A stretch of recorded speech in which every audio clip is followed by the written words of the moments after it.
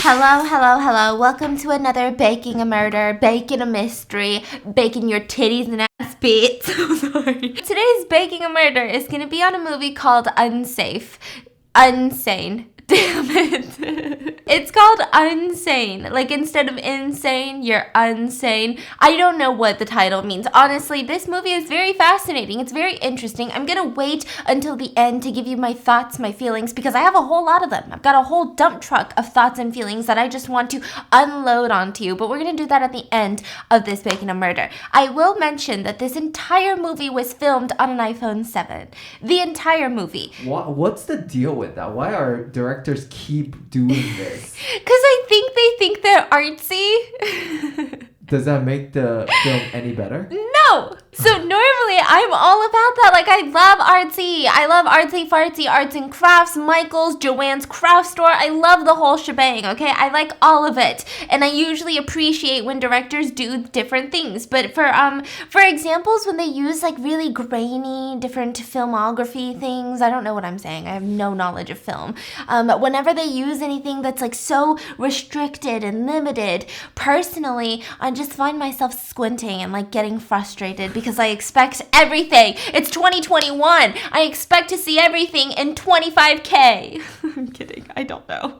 I don't, but it was an intense one. So it all starts with the woman of Sawyer. Well, I'm going to give you the premise of it just so you guys know what's going on, right? It's a woman who's been stalked for multiple years. She gets a restraining order and eventually she ends up in a mental institution. We're going to find out how she gets there. And once she's there, she starts seeing her stalker there. Now, is this a coincidence or is she losing her mind? Like, what's going on here? And what's the ending of this? So Sawyer Valentini is the main lead of this movie. And she is, she's not really a lovable character. Like, if you like watching movies where you can really relate to someone, you like fall in love and you're like, that's my bitch, like, we're gonna be best friends, this isn't the one for you because there were multiple times that I wanted to punch her in the face. More than her stalker, I wanted to punch her in the face. So Sawyer Valentini, she had just moved into this new city and she's working as an analyst for a bank. And she's incredibly rude. Now, I feel like she's Rude? the type, that will tell people that she's just blunt and like it's straight to the point, but like she'll literally hang up on customers because they're being annoying. So she's blunt. So she's blunt. A lot of her colleagues, one in particular by the name of Jill, thinks like it's a little too much. Like, what are you doing? She's kind of giving her a little weird look. But the boss seems to really like her, even though she just got there. He's impressed with the analytic work that she's doing, with all of the write-ups she's doing. He's like, your reports, fire. Everything is amazing. And he's kind of creepy. He's like, by the way, your reports are amazing. I think you have a future here. Do you want to go somewhere this weekend with me? There's like this conference. We would stay at a hotel. It would be a work trip. It would be, 3 days, 2 nights type situation. And it's really creepy. Please refrain from doing that. So she's like, okay, I mean, maybe I'll think about it. I don't think so. I don't think I'm ready enough. Now, it's unclear if she genuinely feels like she's unready or if she's like, whoa, my boss is a freaking creep. So she kind of rejects him and she leaves. Now, that night, right after work, we kind of see her go through the motions of life. So she goes home. She starts going on her phone. She matched with a bunch of guys on Tinder and decides to meet with one of them at a bar. And immediately they're hitting it off at the bar. You see them, they're talking, they're flirting, they're giggling, and all of a sudden she calls him the wrong name. She's like, oh, remember Brian? And he's like, no, my name's Kevin. And she's like, oh, and he's like, oh, it's okay, I get it. Like, names are confusing. And she's like, all right, well, let me just explain it. You're gonna get exactly what you came for today. Like, you're gonna get everything that you want tonight, but you can never call me again. I don't want to hear from you. Don't act like you ever know me. Just, that's it. Tonight, and that's it. And he's just like, what? Did he like that answer? Because he's a fucking Kevin. He was like, okay, cool. So they start making out at the bar, like immediately afterwards. They're just making out at this bar. They start making out all the way in the Uber. They probably make out in the hallway. They get to her apartment and they make out some more. Now they're making out in the dark, and for some reason, out of nowhere, she just pushes him back and starts running to her bathroom and crying. And he's like, what did I do? Like, I thought this was what you wanted. And she's still crying, so he just kind of like awkwardly leaves her apartment, and she opens up her medicine cabinet inside of her bathroom and starts taking some pills. So the next morning, it seems like, she's probably a little bit embarrassed about that. Like, what happened there? What's going on? You were acting like you were such a cool bitch. Like, you're all like, don't contact me again. And then she ended up crying in her bathroom. Like, I can relate. And so she starts Googling support groups for victims of stalking. So it seems like maybe she has some sort of PTSD from a stalking situation. And now it's hard for her to, like, make a relationship happen, which might be the reason she's like, don't ever call me again. So she finds this place called the Highland Behavioral Clinic, and she's like, you know what, I'm gonna make a freaking appointment. I want to see what's going on. And we kind of get this little voiceover, and we're watching her like go about her day, and she's just talking about how stalking is one of those things where you kind of like lose yourself. I mean, it becomes so normal to change your number every 2 days, like to change your email every 2 days, to look over your shoulder constantly. It's like it kind of ruins your entire life. You can't even go out to the same places anymore. You have to change up your routine constantly. Like, you literally lose yourself because who even are you now? You're just doing everything you can to not be stalked. That's who you are. So she sits down with her therapist and she's explaining all of this. And the therapist at first, she looks really, really nice, okay? She's like sitting there and she's like listening and she's like, okay, like I get it. And, what else is going on? I mean, I just moved here from Boston because of him and I don't know, it's just miserable. I don't really have any friends. I don't really do anything. Every time I look anywhere, I just feel like I see him, which I know, I mean, I'm not hallucinating. I know it's not him. It's probably my PTSD just making me a little bit paranoid and nervous. So it seems like she has a pretty good understanding of what's going on. Like, she's still feeling all of the feelings of the PTSD and the trauma, but at least she has like some sort of knowledge of like, I know he's not there, but I just see him everywhere, right? Mm-hmm. And so the therapist is like, that sounds like a miserable life, Sawyer. Yeah, it is. It's not one that I want to keep living. What do you mean by that? Have you been having suicidal thoughts, Sawyer? I mean, no. There was a time where I did. Not anymore. I mean, I moved. Well, Sawyer, did you ever put into thought about how you would do something like that? Probably pills. Probably just experiment with some pills, I think. That seems like the best way to go. But obviously, I don't really think like that anymore. It was just, when you're in the moment of it, you kind of feel like that. But now I'm in a new city and I'm trying to get my life together. Yeah. Interesting. Well, why don't you fill out these forms? And so Sawyer, at this point, she's like, okay, well, this was really nice. Like, I know my time is over, my session is over, but I would love to come back next week. Like, do you guys have an opening next week? Because, damn, like, you're a really good listener. Like, this is the first time. Like, I can't believe I didn't go to therapy before. Like, I like it. I feel free already. Like, I feel so much better. Thank you, Sawyer. Well, I just need you to fill out these forms first. These are very generic, just some waivers, some medical information, emergency contacts, and the receptionist can help you with making an appointment. So she's like, all right, well, thank you so much. You're an amazing listener. She leaves the room. She starts filling out all of these forms, all these crazy medical forms in the receptionist area. Then she hands it over to the receptionist, and she's like, all right, so do you guys have time, maybe same time next week? All right, Miss Sawyer, do you mind just holding on 1 minute? Okay. Do you mind just taking a seat and someone will be right out with you? I don't really need anyone to be right out with me. I actually have to go back to work. Do you guys have an appointment same time next week or anytime next week? Miss Valentini, please just sit. We're gonna have someone out to kind of go through the next steps of your care.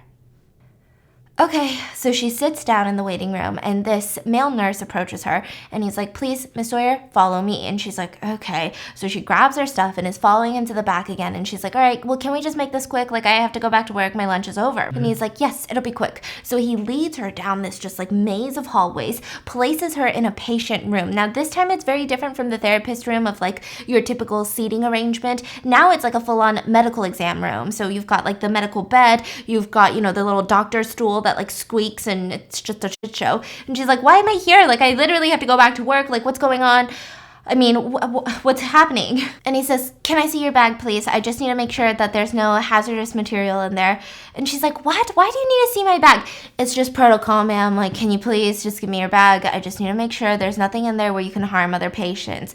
Why would I harm other patients?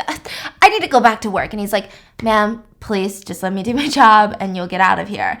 And so she's like, okay, gives him her purse and he takes everything out of the purse, puts it into this big plastic bag and just leaves the room with both of them, her phone included, and just closes the door. And immediately she's like walking towards the door to leave. So he took everything? Yeah, her entire purse, but he like put it into a plastic bag first. And she's like, okay, this is weird. And as he's leaving, she's trying to leave, but another woman walks in, and it seems like maybe she's a nurse. And she's like, all right, Miss Valentini, I need you to take off all of your clothes. We're going to do a head-to-toe exam. Nothing is invasive. This is just protocol. What? What are you talking about? Okay.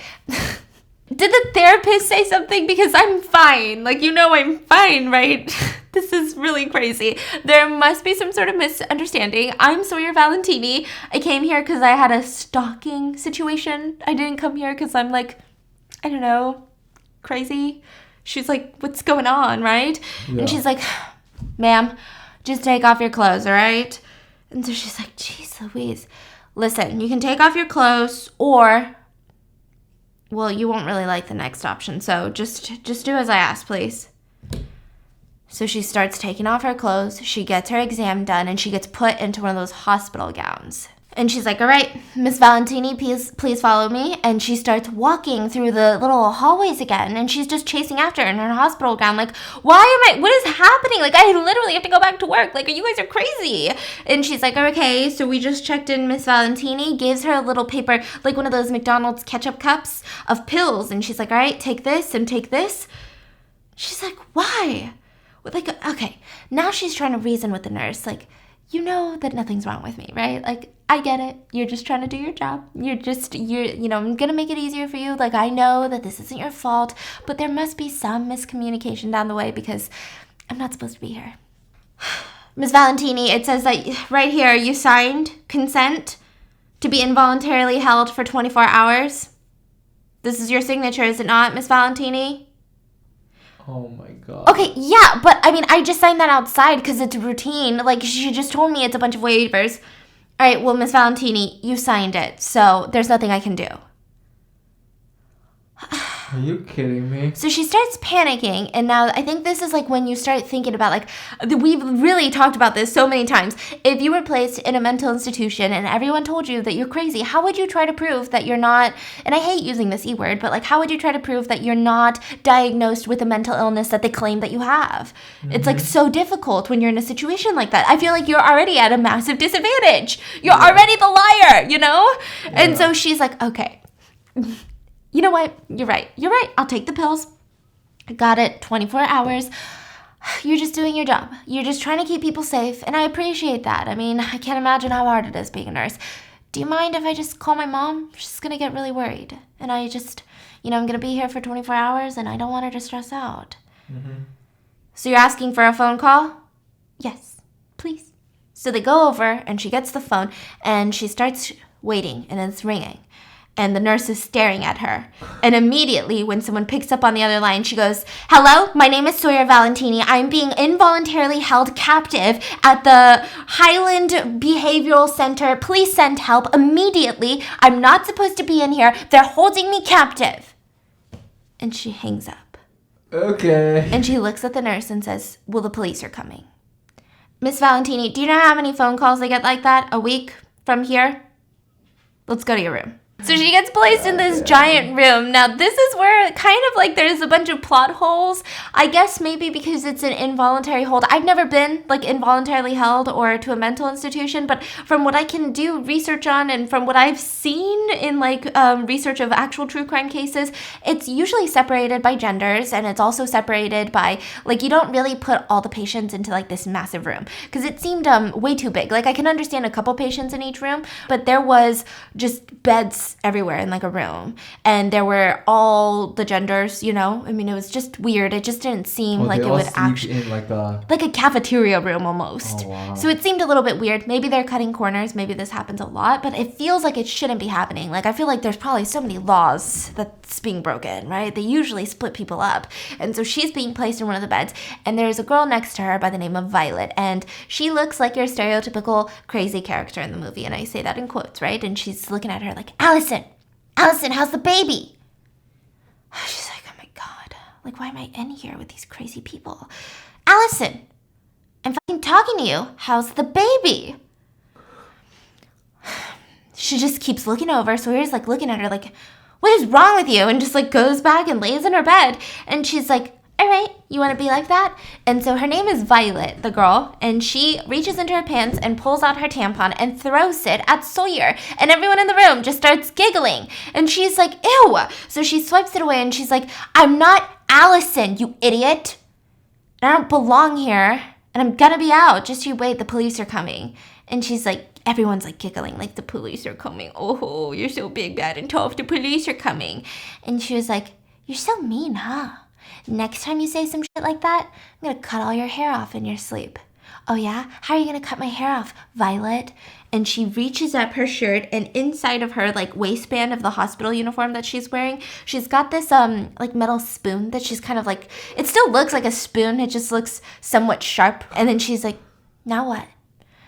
She's just ignoring her and trying to go to sleep. Meanwhile, that's happening. The cops actually do arrive. So 2 police officers, they come, and you can immediately tell shit ain't getting done. Like, you know the vibes. They be walking in there holding their belt. Kind of like this, you know? And you're like, all right, no work is going to happen. Got it, cool. So they walk up to the front desk lady and they're like, I gotta call for a 1045. I don't know, some sort of bullshit code.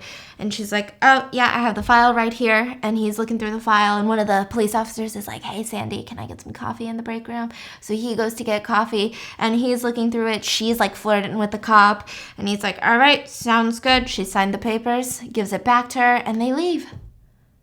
Because she voluntarily signed the papers to be involuntarily held for 24 hours. So they just leave. Meanwhile... Is that a regular practice? I have no idea. I hope not.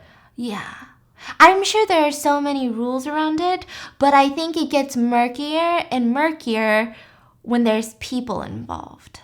I feel like this one probably wouldn't never happen, but I feel like if maybe you had a bunch of family members or friends who are like, yeah, like, let's get her committed. She needs help. Then I feel like maybe it's so much easier. I feel like it's all sorts of weird. It's like one of those gray areas, like you're helping people, I'm sure, but you're also probably hurting people in this system right now because this system can't be perfect. I can't suggest a better system, but this one's weird. So they just leave. The police leave. Now, Sawyer, she's looking at the clock. It's like 3 a.m. She's freaking out. Everyone's like near her and like just being crazy. Like there's this one guy who's like talking to a wall or something. I don't know. It's just weird. I think he was like talking to a patient or maybe a wall. I don't know. So they're all like the stereotypes of these crazy people. I hate saying it, but like, I mean, obviously, right? And so she gets up in the middle of the night and she starts going to the door and she starts banging on it. Just full on force banging. Like, you got to get me out of here. This is a mistake. I don't belong in here. I don't belong in here. And everyone's just kind of giggling at her because I'm sure maybe everyone had that phase. And all of the nurses immediately come. They open the door. And for whatever reason, she just starts attacking the nurse, one of the male nurses, just like full on punching him in the face. Now, we'll find out later why this happens, but it was just really uncalled for. He didn't even say anything to her. He didn't even try to like sedate her. She just immediately starts attacking him. So she immediately gets put back into the bed. They sedate her. They actually tie her up to the bed, and she ended up wetting herself that night. So all of the other people, the patients, they start making fun of her. And the next day, she finally can see Dr. Hawthorne, which is the official doctor, not the therapist that she had, but like the doctor overseeing the inpatients, because there's inpatient status and then outpatient status, you know? So the therapist was seeing people who come in for like their therapy sessions, and now he's an inpatient doctor. So she sits down with Dr. Hawthorne, and immediately you can also tell no shit's getting done, because the whole time he's like, all right, Dan, like I gotta call you back. Like okay, yeah, we'll have you send the paper. Okay, we'll send you the paper. Okay. And it's just like, come on, dude. Like, you guys are understaffed or you don't care about your job because, come on, get it together, right? And he's just like, all right, so what did you need to talk about? And she's saying, okay, like, you know I don't belong here, right? Like, I have a job. I've got an amazing support system. I've got family. I've got friends.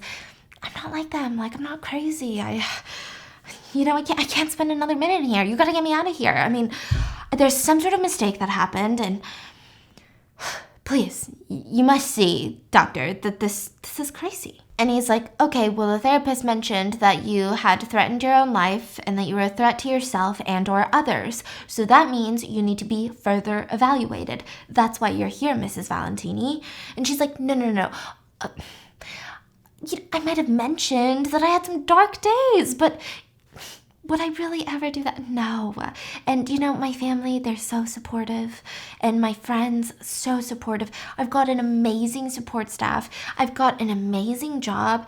And I really think that I would benefit more, mentally speaking, out of here than I would in here. How am I going to get through this in here when out there I've got loved ones? And doesn't that make sense? Okay, well, it also says on the report that you attacked a staff member in the middle of the night. Yeah, well, he looked like someone I knew.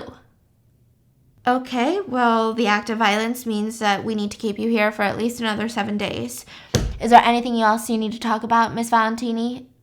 All right, well, I've got to take this. And he just immediately kicks her out of the place. He's like, bye, kicks her out of the office. And she's like, what the fork? So now she's going to stay not just the involuntary 24 hours, but a week because she has attacked a staff member. And as the viewer, this is when you start questioning, what do you mean they look like someone you know? You just immediately start attacking people that you know? That's just a really odd question. It's not even oh man, dude, he was harassing me, or dude, I need to get out of here. I had a breakdown. It was he looked like someone I knew. What?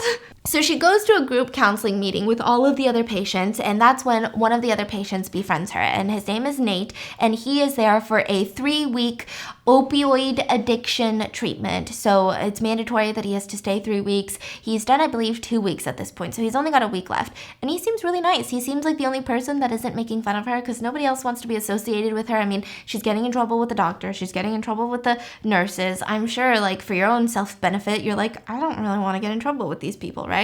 And so he sits her down and he's like, what's wrong? What are you in here for? And she's like, I don't belong in here. And he's like, yeah, we'll talk later.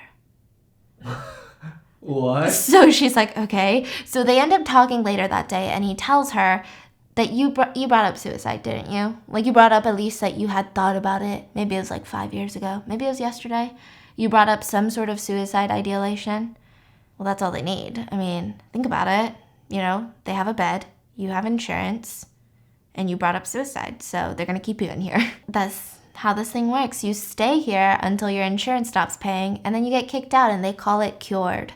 They call it, ooh, you're good now. You're good to be with the community now. So you just got to cancel your insurance? Yeah, but, I mean, they can't... Can she call from there? I don't know. I mean, Shit. Cancel your credit card, cancel something. And then he's like, it's like a business, like anything else. You think things aren't a business, but they're all businesses. Here's a side note. You think prisons are just prisons? They're a business. It's a whole business model. You've got numbers you've got to meet every month. You've got quotas to meet. Prisoner equals money equals quota. Patient equals money equals quota. So that's why you're in here. And Sawyer's like, so you're telling me that they've just locked up a bunch of sane people for profit? Yeah, I mean, yeah, pretty much that is what I'm telling you. And this one's not even the worst. There's some really bad ones around here. There's ones where they've got a motivated staff. At least here, all the nurses, they're lazy as shit. What does that mean? Motivated staff who want to get promoted and shit. So what do they do? I don't know. Maybe it means that they're willing to do something that's bad for the patient just so that they can look better type vibes. And so he's like, here, piece of friendly advice. Keep your head down. Stay out of trouble. Your 7 days is up. The insurance company will probably stop paying because unless they can make up some crazy shit that you're really losing your marbles, the insurance company is not going to pay. They're going to want you to go to a different facility, get a second opinion, and then you're going to get out. They're going to say you're cured and you go back to your life. So just keep your head down. And she's like, 7 days. So she stands in line for the medicine. So every day, it's like the Queen's Gambit. Love it. They just stand in line to get medicine, right? So they're all standing there. The nurse is like, all right, next person. They all have their own different pills, their own medication, but they have to take it in front of the nurse, show the inside of their mouth, all of that jazz, and then they get to leave the line. So she's in line, and once she gets to the front, she starts kind of freaking out. So the nurse hands her the pills, and it's the same nurse that she had attacked on the first night. And she keeps saying, no way. No, I got a restraining order on you in Boston. And he's just like, Sawyer Valentini, these are your pills? You're not allowed to be anywhere near me. You're not allowed. The Boston cops have a record of my restraining order. You're not allowed to be anywhere near me. And he's just like, these are your pills, and everyone's looking around, and all the other nurses are like, okay, she's maybe having a breakdown. And she's like, I hope you're happy. I hope you're happy because you're going to jail now. And he's like, okay. She looks at his badge and it says George Shaw on it. And she's like, George Shaw? Is that what you're going by now? You're fucking David Strine and you know it. And she's like, okay. Everyone's like, what's going on? So the nurses are looking around. All of the patients are confused. And she keeps telling everyone, he's been calling me. He's been texting me. He's been breaking into my apartment. He's been following me to work. I moved to a completely new city because you've been stalking me. And now you're just here? No, you're going to jail. And the nurse is looking at the other, guy. And he's like, well, do you know her or something? No, I've never even been to Boston. All right, just take your medicine, Sawyer. Let's get this over with. And she's like, no, give me my phone back. If you guys can just give me my phone back, I have all of the text messages that he sent me. And remember all those sick ones too? I'm going to show everyone those sick text messages where you kept talking about how you were going to kill yourself if I'm not with you. Bitch. And so she starts freaking out, demanding that they give her her phone and like flailing her arms. Everyone's confused. She's like making this whole scene. So again, they drag her into the room and they sedate her. So while she's sedated, she's kind of in and out of sleep and she hears Nate on the phone. So he had somehow smuggled in a cell phone and he's saying things like, well, I think we almost have the list ready. Like it's pretty much good to go. Yeah, no, eventually we're going to take her down. And so you kind of wonder, like, is she gonna start believing that maybe Nate is out to get her, or like what's going on? Because she looks really suspicious. She's not just looking at him like, oh shit, he's got a phone, just kind of looking at him really, really intensely. So fast forward to the next day, her and Violet get into an altercation in the cafeteria because Violet accuses her of stealing some cigarettes from her. So it's like this whole ordeal. She gets sent to Dr. Hayward Hawthorne's office, and he's like, listen, you're one incident away from being sent to solitary confinement in the basement, where you're just by yourself in a padded room. Like, do you want that? You don't want that. And she's like, no, she harassed me first. Like, are you crazy? And she's like, and also, you're the one to talk. This is rich. Okay, doctor, listen, I don't know what kind of establishment you're running, but I came in here because I was having a stalker situation, and you freaking hired my stalker, so. And he's like, oh, okay, yeah, Miss Valentini, we did hear about that. We did an investigation and a background check on George Shaw. And there's nothing. There's no restraining order. He's never been to Boston. He's not from Boston. And she's like, yeah, because you did a background check on George Shaw. Do a background check on my stalker. His name is David. All right, well, Miss Valentini, we're just going to be adding some more meds. I think I'm just going to swap out this one for a different one, maybe an antipsychotic, and I'll keep you updated. And she just has to leave the office again. So at this point, the next time she's in the medicine line, it's the same guy again, the same nurse, and he seems kind of nice. He's like, hey, Sawyer, I don't know if I did anything yesterday that triggered something, but I'm really sorry if I did. I don't know. Maybe I look like someone you knew, but I'm really sorry that you freaked out. And she's kind of like receptive to it. She's like, okay, like she's thinking about her plans, right? I think she's like plotting her options here. And all the other people are like, come on, take your meds, bitch. And a fight breaks out between two of the patients in the back of the line. So the rest of the nurses who are with George, the nurse, they run to kind of sedate the other patients. And he brings something out of his pocket, and it's a letter that she had written from inside of the hospital to her mom, telling her everything. And it was addressed to her mom, and he just showed it to her, and then smirked and put it back into his pocket. So this, to the audience, confirms either she's seeing things and hallucinating, or this is dead-ass her stalker. So she starts freaking out again. So she gets sedated again. So the next day, she's like, okay, I'm going to play it a little bit different. And she goes up to Nate, who had that phone that he was talking to. So now she can make a phone call without any of the staff knowing. And she's like, please, like, I'm begging you, like, let me use your phone. And he's a super nice dude. So he was like, okay, fine, use my phone. And so she calls her mom, and her mom's name is Angela, and she just tells her everything. So it seems at this point, her mom didn't even know why she moved. Her mom didn't know about the stalker. So she just kind of gives her a rundown, like, Mom, this is where I'm at right now. They're involuntarily holding me for the next 7 days. My stalker is here. He stalked me from Boston. That's why I moved to Philadelphia. Like, please, you need to come here. And her mom is kind of like, what? A stalker? Like, is that why you moved?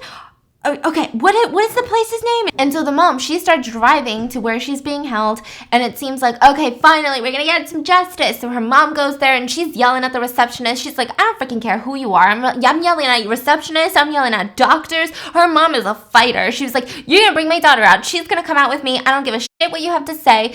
And she finally gets to the head of the entire hospital. And so she's sitting down with this woman, and she's like, I need my daughter. You're gonna give me my daughter, or I'm gonna call my attorneys. I'm gonna call the cops. I'm gonna call everyone.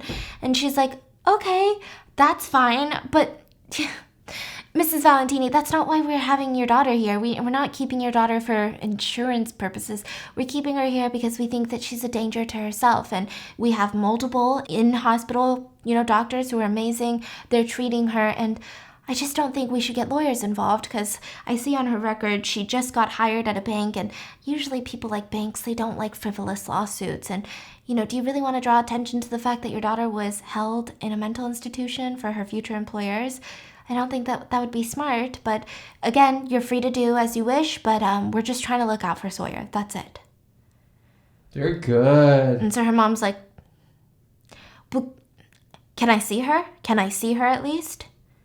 Well, visiting hours just ended like an hour ago, but okay, yeah, we can give you 20 minutes. So she gets to meet up with Sawyer, and Sawyer kind of tells her everything, and Sawyer doesn't seem quote-unquote crazy anymore. Like, she's like, Mom, I'm really sorry. You need to get me out of here. I don't know what's going on. I know he's in here, and I'm sorry I didn't tell you about the stalker. After Dad died, I just didn't want to stress you out more, and it was a lot, so I made it seem like I was just moving here for a job opportunity. Okay, well, that's okay, Sawyer. I'm gonna get that son of a bitch. We're gonna get him arrested. I don't care if I have to call the most expensive attorney in the city. I don't care if I have to call the FBI. I'm gonna get you out of here, okay? Jesus Christ, what are you wearing? Okay, I'm gonna go back to the motel. I booked into the motel across the street, and I'm gonna get you some. I always overpack, so I'm gonna get you some of my clothes. Are you cold here? Are they feeding you? Like, she's just doing mom stuff. And so the mom leaves, and during this, you kind of see the mom constantly trying to be on the phone. Like, she's trying to really work. Like, she's calling the police. The police say they can't really do anything for her, so she starts calling a bunch of attorneys, but attorneys do what attorneys be doing, and they're just like, all right, yeah, we'll get back to you. And then they just, like, hang up on her, and so she's like, what the heck? Like, I want her out right now. I don't want to wait till you get back to me, right? So they just kind of hang up on her, and she's getting more and more frustrated. She drives to the motel, just super freaking frustrated. Now, meanwhile, all of this is happening. Nate and Sawyer start kind of bonding a little bit, and they start kind of trying to take their mind away from the fact that they're inside of this hospital. So he's like, well, what did you want to be growing up? And she's like, I don't know. What about you? And he's like, well, I wanted to be an astronaut. Now I'm here. And she's like, well, I wanted to go to med school, but I ended up not going, and I started working at a hospice care center. So I was taking care of a bunch of old people, and that's how I met David Strine, my stalker. I was taking care of his dad, who had dementia, and he would come in every day, and I would help his dad. I would wheel his dad out to see David, and he was quiet. He's like one of those types that makes you uncomfortable. But I kind of felt bad for him, His dad didn't even remember him. They couldn't really have a conversation. And I tried the best that I could, and everyone did, and then his dad ended up passing away. And so out of respect, I went to the funeral. And that's where everything went weird. At the funeral, he started grabbing my hand, holding it, and he looked at me and he said, before he died, you know that he wanted us to be together, right? And so then he would constantly send me these notes at work like, oh, Sawyer, you're always on my mind. I love you always and forever.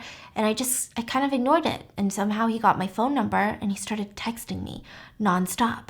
I filed a restraining order and I thought that would be the end of it. But one day I went in to shower and I got out of the shower and there was a dress laid out on my bed with a note telling me he's going to take me out on a date.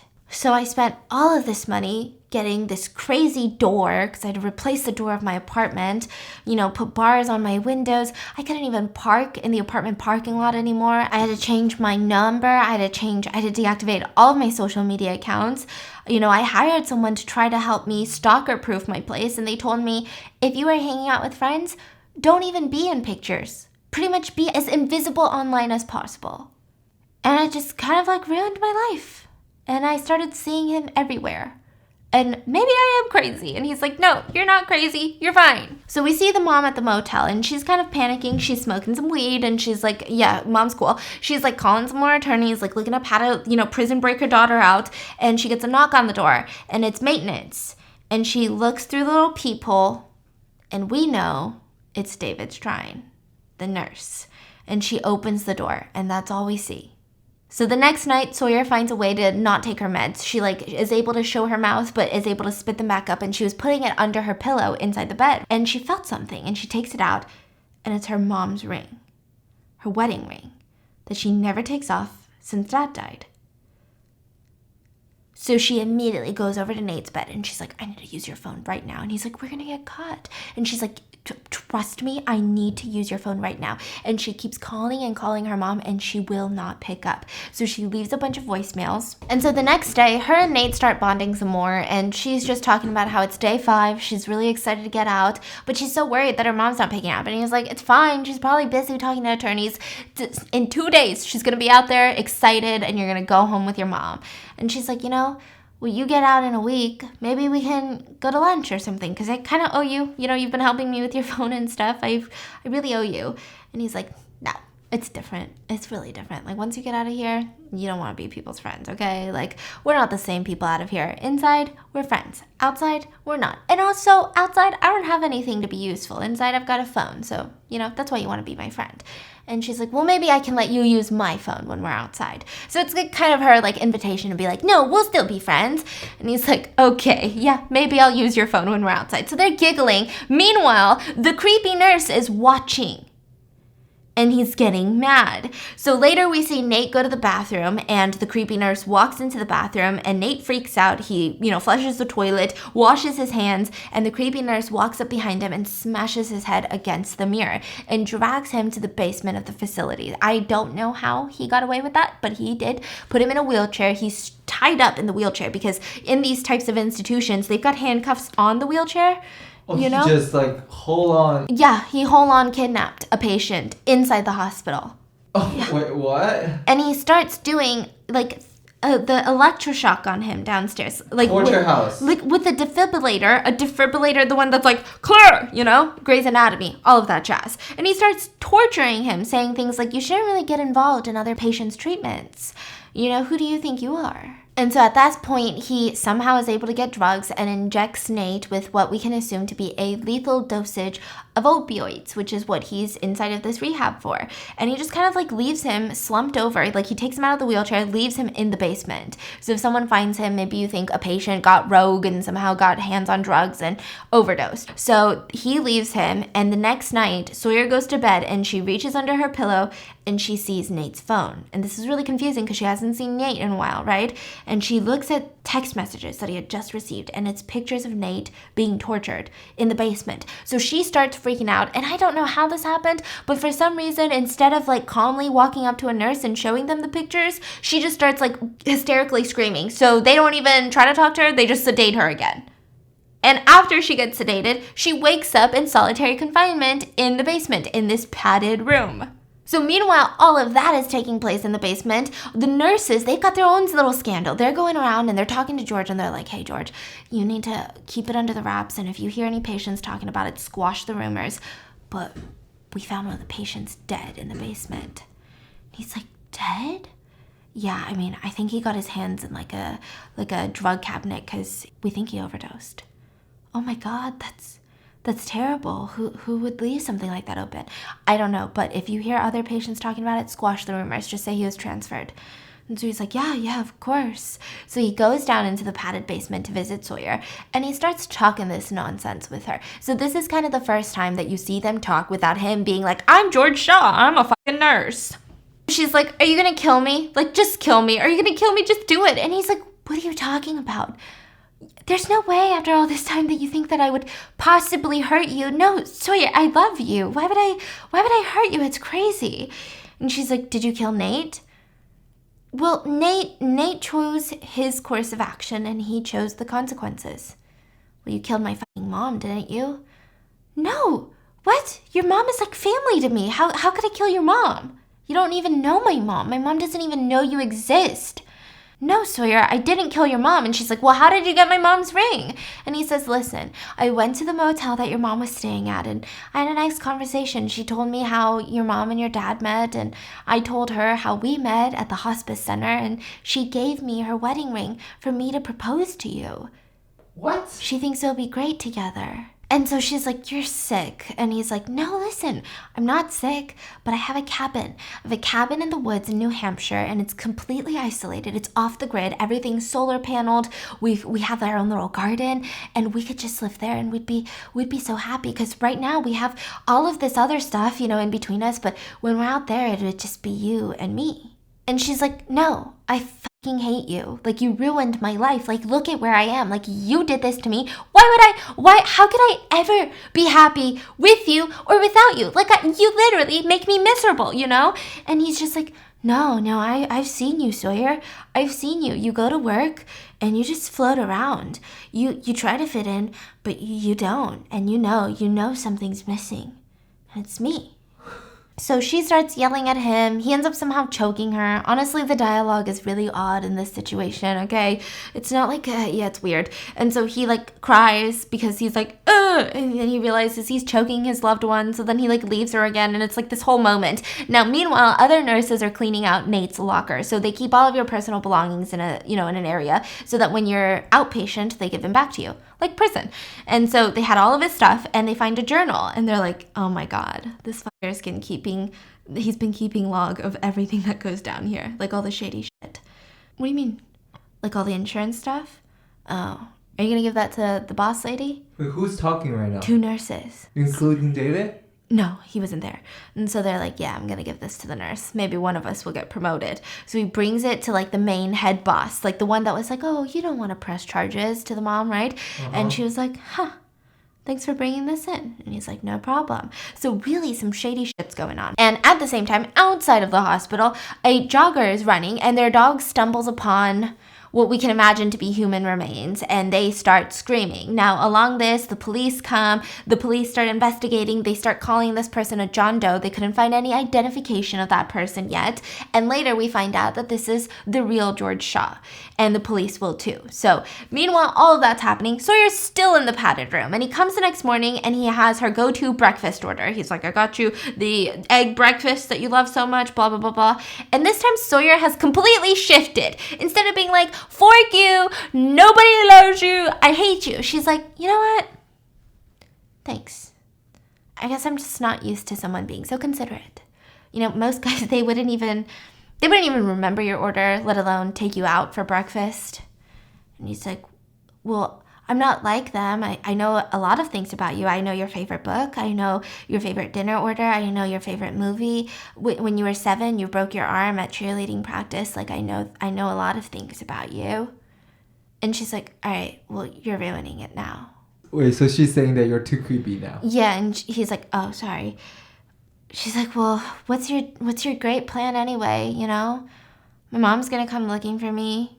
I have a job. My employer's eventually going to come looking for me. And he's like, well, you can call them from the cabin.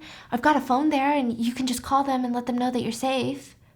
And she's like, or what if, David, what if you let me go and we start fresh and we go on a couple dates and we get to know each other? Really get to know each other in a non-creepy way. We can't do that, Sawyer. That wouldn't work. That you would just leave. What's your plan anyway? Are you secretly a billionaire? What are we gonna do in this cabin?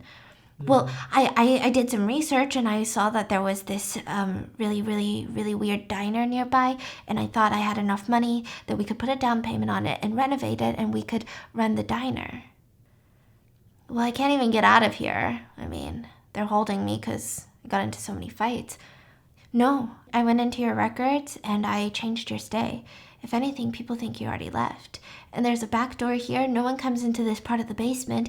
We could just leave right now. We could just go to the cabin right now. And so somehow, during all of this, Sawyer convinces him that it's not true love because he's a virgin. So she's saying that like when we get out into the real world, you're going to realize that I'm not the one for you. I'm going to leave my family. I'm going to leave my job. And then in 10 years, it's going to be like every other marriage. You're going to want to explore different options and you don't even know if you want me anymore. And I lose everything for you, but you might change your mind. And he's like, no, Sawyer, I would never change my mind. I love you. And she's like, no, because I've been with other people. Have you? And I'm not trying to like make fun of you or anything, but have you really? And he says no. And she's like, well, you need to at least have sex with someone else so that you can decide if you want me, because I don't want to just be your first, you know? I want to be your last. And so he starts crying and he's like, no, I could never do that for you. Like, I could never do that to you. I don't want to hurt you. And she's like, no, I need you to do it. That's the only way that you can show that you love me. Truly, not in this fake way of like following me around, but in a real ass way. So she's like, I need you to bring someone in here and I need you to fork her in front of me. And he's like, no, Sawyer, I can't do that. And this is where my brain was like, this is incredibly realistic and most definitely happened. And so he's like, who do I bring? Just like any patient? And she's like, no, bring Violet. Now, I mean, you can kind of see where this is going because Violet had showed her the shiv that she had made. So it seems like it's definitely an exit plan. She probably doesn't want to watch an assault go down, but also Sawyer's not a good person. Just keep that in mind. So he brings Violet down and he throws her onto the padded room floor and Sawyer is like, okay, good, now do it. And so he gets up on top of Violet and she's screaming because this is assault. And then Sawyer is like, God, David, that's not how you do it. So she pushes David off and she gets up on top of Violet. So now Violet's here, Sawyer's on top of her, and she's like, I know, Violet. I know you're in here because you just want people's attention. And that's why you were yelling at me. And that's why you try to pick these fights with me because you just wanted my attention. And she starts making out with Violet.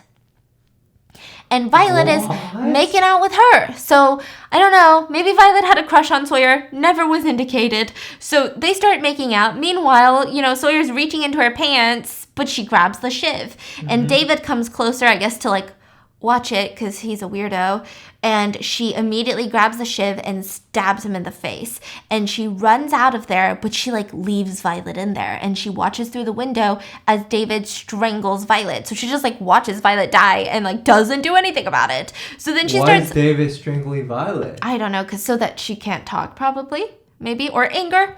Because Okay. he's a psycho. And so she starts running down the hallways. She can't find an exit. All the doors are locked. Finally, she gets out. And at the same time, we see the police station nearby say, oh, the Jane Doe's George Shaw. And the other police officer is like, no, that's not possible. Because it says right here that he's working at... Wait, what? And so immediately as she runs out of the building from one of the basement doors, you hear the police sirens come. And so it seems like they're trying to arrest him because, he's probably a murderer and identity theft. And she's listening and she suddenly gets bonked on the head. And it's David behind her. And he places her into the trunk. She wakes up in the trunk and it's really stinky in there. And she sees this big plastic bag next to her. And she opens it up and it's her mom. Her mom's dead in the trunk. So she somehow is able to pop the trunk open and she runs out. So she jumps out the trunk and she starts running into the nearby woods, and he stops the car and he starts running after her. Mm-hmm. And she's like, no, like she keeps running.